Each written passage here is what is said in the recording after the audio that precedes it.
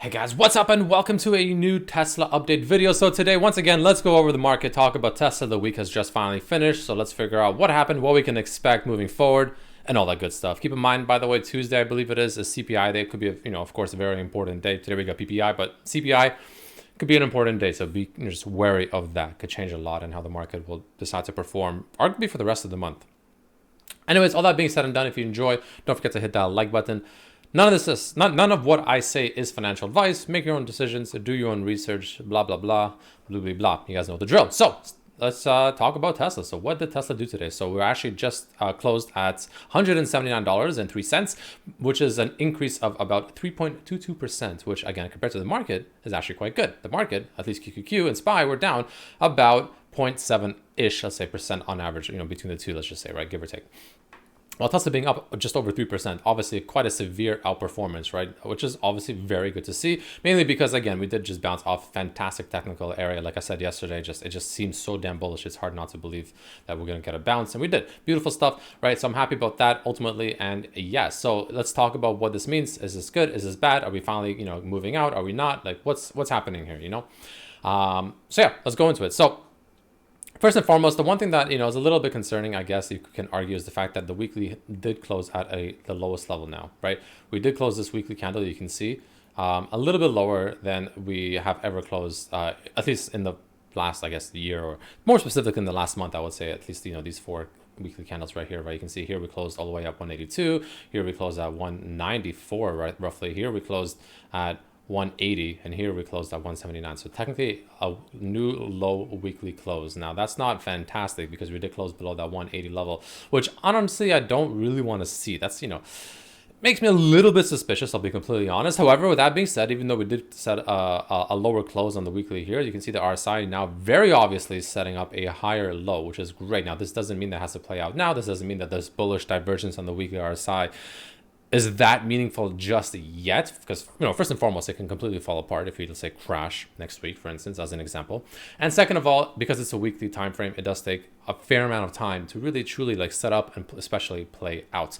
And usually with bullish divergences or bearish divergences, when it just starts to form, there's usually, in my opinion, at least from what I've noticed, one more like higher low or higher high, lower low or higher high that can still be present. So for instance, in this case, since we have a bullish divergence just barely showing up, even though we set a new low, that usually means that, it wouldn't surprise me if, some point in the potentially near future-ish, give it a week, maybe two, maybe even a month, that we do set up a lower low to truly start setting up this bullish divergence, right? Which is very common. And same thing with the bearish divergence. Just because you see it forming doesn't mean you have to go down right away. In fact, usually it means you still have maybe one more leg to go up before you really truly start seeing it play out.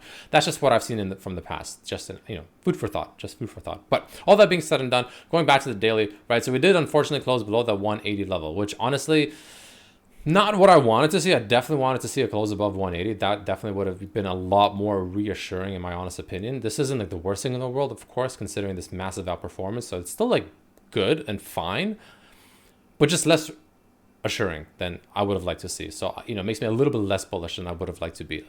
I am still overall bullish on Tesla here, and I still think that it's looking pretty good ultimately. Could have been better though. Could have definitely been a little bit better. So taking a look at how the daily has performed, you can see we did ultimately actually fill the gap this morning as the market opened up. So that's good. So the gap is filled. So we have no real gaps, in the immediate short term below us, which is a good sign to see. We did fill this gap yesterday as well, down over here at 170-ish, which is fantastic. Though I'm pretty sure we do have gaps somewhere down here. Like for instance, this absolutely beautiful gap way down over here sitting at 136, which I'm sure a lot of people are probably eyeballing and waiting to fill. Will it fill or not is the question. We technically have a gap all the way down here at 91.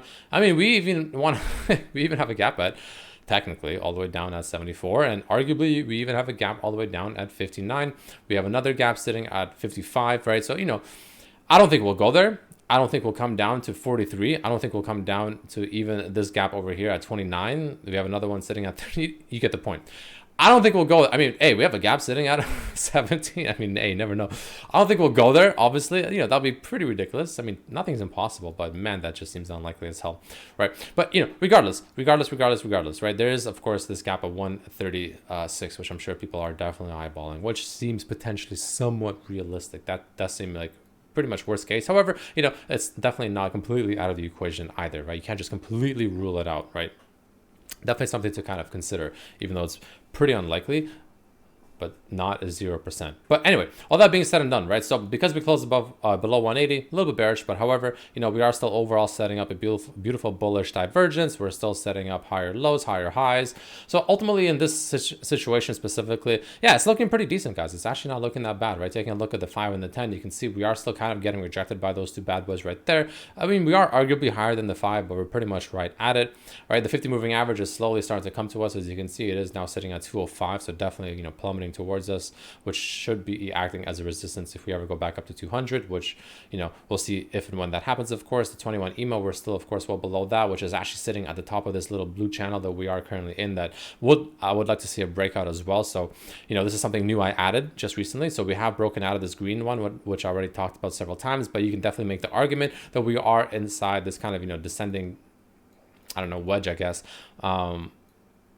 or pennant, I guess, if you want to call it. But anyway, we're inside this little, you know, situation, I guess you can say, right here with the blue lines, right? So definitely want to be seeing a breakout to the north, ideally above this, before anything can really be, you know, truly bullish, or potentially even truly bearish, right? So if that ever happens to one direction, that would be a definitely, you know, a telling sign. Now, the only thing that's concerning me is the fact that the market is ultimately looking pretty bearish, especially with this kind of candle up, you know, in this situation right now.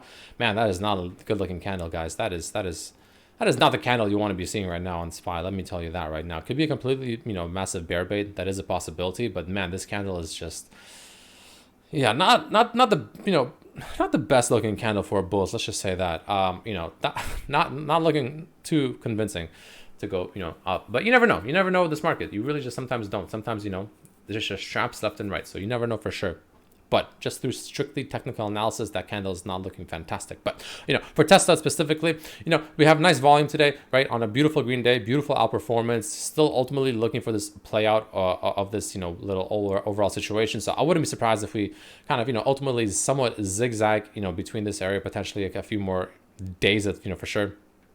But you never know with CPI. That could be the, you know, the main thing that, you know, lets us kind of either go down or up out of this area, right? That's also a possibility. So definitely Tuesday will be a big day that I'm personally waiting for to see what happens. But yeah, all that being said and done, that's essentially what I'm seeing at the very moment. There's not that much to update that I haven't already told you guys about, you know, as to what I'm looking for, what I'm looking out for, and all that stuff. But overall, if you want just like the major key levels to pay attention to, first and foremost, I want to see above 180 Monday, man. I really do. So we'll see if we get that or not. On top of that, in terms of breaking out of this channel, pretty much what you'd want to see is essentially Tesla breaking above like 185 to 180, like about 185 roughly is where you'd really want to start seeing Tesla start breaking out of and holding. That'll be pretty important in my opinion. And for the bears, they pretty much want to see somewhere around 170 start to collapse, right? So those are the key levels I would personally be paying attention to: 170, 185 as of right at this very moment, for I guess the fairly short term, I would say, maybe even next week probably, right? So those are the main levels I would be paying attention to. In my opinion, Tesla is still looking more bullish than bearish. However, again, the fact that we couldn't close above 180 today, you know, does kind of reduce my overall level of bullishness down a couple notches. I will, you know, I'll be completely honest with you guys there, though I am still more bullish than bearish, specifically on Tesla. And again, the fact that the SPY and the QQQ look pretty concerning is, you know, questionable. So we'll see what happens with that. Also, it does look like the VIX wants to collapse a bit. So I wouldn't be surprised if next week we get potential rally. You know, in all honesty, mainly because the VIX looks like it wants to come back down to around 20-ish, which would not surprise me whatsoever. And then if it does, then we might be potentially overall setting up an inverted head and shoulders on the VIX as well from here. We'll see if that happens or not, of course, but that's kind of what I'm expecting at the very moment. See what happens with that. But that is my current insight and what I am currently seeing. So let me know what you guys think down below. If you enjoyed the video, don't forget to hit that like button. But thank you all so much for watching, and I'll see you guys for the next one. Peace.